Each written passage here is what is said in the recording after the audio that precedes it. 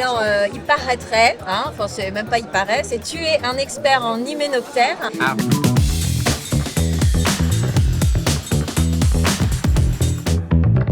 Xavier, bonjour.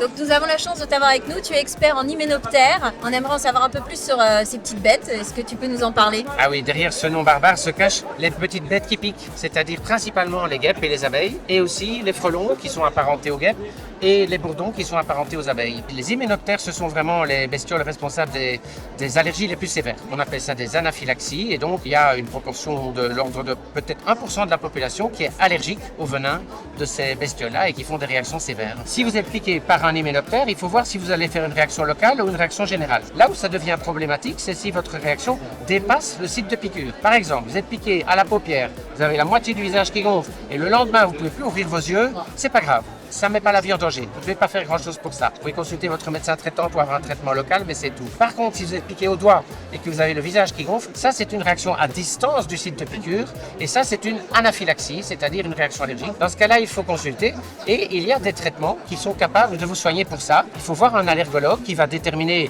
l'indication et le schéma du traitement et ça permet en général de ne plus avoir peur de ces petites bestioles qui piquent. Merci beaucoup Xavier.